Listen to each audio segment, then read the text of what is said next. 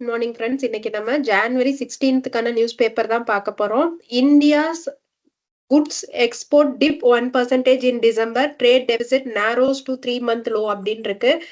So export வந்து லைட்டா குறைஞ்சிருக்கு. டிப்னா ஸ்லைட் டிக்ரீஸ்னு அர்த்தம். 1% டிசம்பர்ல குறைஞ்சிருக்கு. அதனால ட்ரேட் டெபிசிட் அப்படின்னா எக்ஸ்போர்ட்ஸ் ஜாஸ்தியா இருக்கும், இம்போர்ட்ஸ் கம்மியா இருக்கும். இது வந்து கொஞ்சம் குறைஞ்சிருக்கு. இப்போ வந்து நிறைய கேப் இருக்கிறது, கேப் வந்து கம்மியா இருக்குன்னு சொல்றாங்க. இது வந்து நம்ம எக்கனாமி ரிலேட்டடான நியூஸ். ஸோ இதை நீங்க வாசிச்சு பாருங்க. ஸோ எந்த எக்ஸ்போர்ட் வந்து குறைஞ்சிருக்கு அப்படின்னு பாருங்க. ஸோ இந்த இடத்துல பாருங்க, a contestant tries to tackle a raging bull அப்படின்னா, ரேஜிங்னா சீறி பாஞ்சிட்டு வர காளை அப்படின்னு அர்த்தம். சப்மரைன் 2 வார்ஷிப்ஸ் கமிஷன்ட் இன் 1 go அப்படின்னு சொல்லியிருக்காங்க. இந்த வார்த்தைகள்லாம் நம்ம இசிலயோ இல்ல சாரி ஆர்சில ரீடிங் காம்ப்ரிஹென்ஷன்லயோ இல்ல நம்மளோட சென்டென்ஸ் ரீஅரேஞ்ச்மெண்ட்லயோ அதிகமா வரக்கூடிய காமனான வார்த்தைகள். அதனாலதான் அதுக்கு நான் மீனிங் கொடுத்துருக்கேன். ஸோ கமிஷன்ட் அப்படின்னா என்னது? ஒப்படைச்சிருக்காங்க. 1 goனா ஒரே தடவையில 2 ஷிப்ஸ், 2 நீர்மூழ்கி கப்பல் சப்மரைன்ஸை ஒப்படைச்சிருக்காங்க அப்படின்னு சொல்லியிருக்காங்க. ஸோ அதோட பேரெல்லாம் நம்மளுக்கு தெரிஞ்சுக்கணும்னு அவசியம் இல்லை. ஸோ மொத்தம் 3, ஒரு சப்மரைன் 2 வார்ஷிப். அதோட பேரு உங்களுக்கு வேணும்னா தெரிஞ்சுக்கோங்க. கரண்ட் அஃபேர்ஸ்ல இதெல்லாம் கேட்கறது இல்லை. ஸோ அடுத்து Madurai Thoothukudi line project not shelved says railway minister அப்படின்னு சொல்லியிருக்காங்க. நாட் ஷெல்வ்டுனா நாட் போஸ்ட்போன்டுன்னு அர்த்தம், ஒத்தி வைக்கலன்னு அர்த்தம். ஸோ இங்க வந்து பாருங்க, 22-year old புல் தேமர். புல் தேமர்னா காலை அடக்குபவர். Gored to death. கோர்டு அப்படின்னா ஏதோ ஒரு கொம்புனால ஏதோ ஒரு அனிமல் கொம்புனால குத்தி நம்ம செத்தோம்னா அது வந்து கோர்டு டு டெத் அப்படின்னு சொல்லுவோம். பீப்புள் இன் ட்ரோவ்ஸ் ஸ்பெண்ட் கரினால் அட் டூரிஸ்ட் ஸ்பாட்ஸ் அப்படின்னு இருக்கு. இன் ட்ரோவ்ஸ் அப்படின்னா கூட்டம் கூட்டமா, இன் லார்ஜ் நம்பர்ஸ்னு அர்த்தம். Large numbers moving to A specific part. இது மோஸ்ட்லி டூரிஸ்ட் பிளேசஸ் அதுக்கு தான் சொல்லுவாங்க. இதே டெம்பிள் ரிலீஜியஸ் பிளேசஸ்னா த்ராங்டுன்னு சொல்லுவாங்க. அதுவும் லார்ஜ் மாஸ் ஆஃப் பீப்புள் தான். இங்க corrupt public servants will escape if courts harp on அப்படின்ட்டு. ஹார்பான்னா ரிப்பீட்டடா அதை போட்டு நோண்டிக்கிட்டே இருக்கிறது. ஸோ ஒரே விஷயத்த பத்தி ரிப்பீட்டடா இந்த போரிங் வேலை பேசுறதோ இல்ல எரிச்சல் ஊட்டுற வேலை பேசுறதோ அது பேர் தான் ஹார்பான். இங்க வந்து பாருங்க, எல்டர்லி மேன் டிராம்பிள்டு டு டெத். டிராம்பிள்னா மிதிச்சு கொல்லப்பட்டார்னு அர்த்தம். ஸோ யானையால அவங்க மிதிச்சு கொல்லப்பட்டாங்க. இங்க சொலாஷியம் அப்படின்னா காம்பன்சேஷன் அப்படின்னு சொல்லி நம்ம ஏற்கனவே பார்த்திருக்கோம். டூ கின்னா ரிலேட்டிவ்ஸ் இல்ல ஃபேமிலி மெம்பர்ஸ்னு அர்த்தம். இங்க வந்து குவாஷ்டு அப்படின்னா officially declaring it invalid. So இது வந்து ஒத்து வராது, அதாவது இது இன்னும் வேலிட் கிடையாது, அவுடேட்டட் அப்படின்னு சொல்லி சொல்றதுதான் குவாஷ்டு. ஆனா அஃபிஷியலா சொல்லணும். எக்ஸ்ஹியூமேஷன் அப்படின்னா புதஞ்ச பாடியை திரும்பி தோண்டி எடுக்கிறது.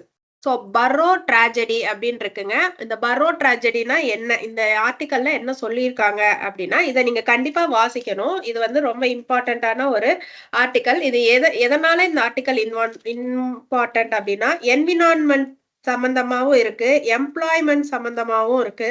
இதுல வந்து என்னன்னா ரேட் ஹோல் கோல் மைனிங் அப்படின்னு இருக்கு. அதாவது எலி பொந்து மாதிரி போட்டு அது வந்து நிலக்கரி சுரங்கங்களை ஏற்படுத்துறது. இது வந்து 2014லயே நேஷனல் கிரீன் ட்ரிபியூனல் வந்து என்ன சொல்லியிருக்காங்க, இந்த மாதிரி செய்யக்கூடாது, இது வந்து நல்லது இல்லைன்னு சொல்லிட்டாங்க.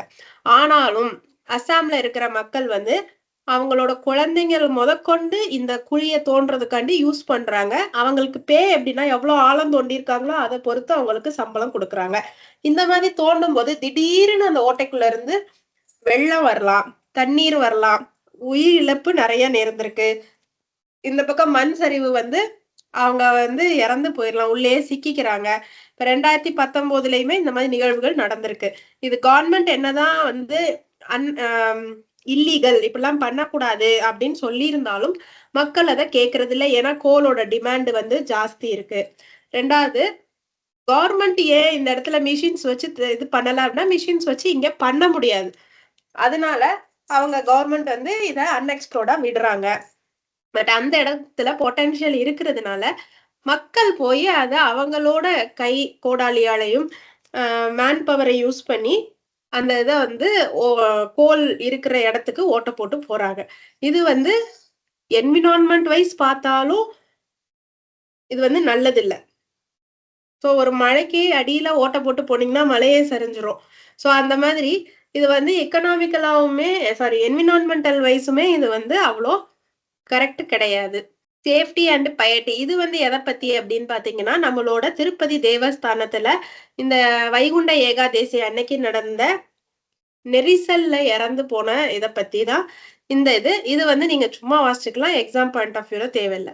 ஸோ அதுல ஆக்சுவலா என்ன சொல்லியிருக்காங்கன்னா, இந்த மாதிரி அடிக்கடி நடக்கிறது இல்ல. ஆனா வேர்ல்டு வைடு பார்க்கும்போது இந்த மாதிரி கும்பல்கள்ல சிக்கி இறக்குறதுல இந்தியா தான் முதலிடம். இந்த திருப்பதியில இதுதான் ஃபர்ஸ்ட் டைம் நடந்திருக்கு சம்திங் அந்த மாதிரி. ரொம்ப ரேர் நடக்கிறது. பட் நடந்துருச்சு. இதனால என்ன பண்ண கிரவுட் மேனேஜ்மென்ட்ல இன்னும் நம்ம கான்சென்ட்ரேட் பண்ணணும் அப்படின்னு சொல்லி போட்டிருக்காங்க. ஸோ இங்க ஜுக்கன்பர்க் வந்து என்ன சொல்லிட்டாருன்னா 2024 எலெக்ஷன்ல இன்கேப்பபிள் கவர்மெண்ட் வந்து தோத்துருச்சு அப்படின்னு சொல்லியிருக்காரு. அதுக்கு வந்து அவர் சாரி கேட்டதா நம்மளோட ஏசியா ரீஜனுக்கானவர் வந்து public policy head for India அவர் வந்து சாரி கேட்டிருக்காங்க.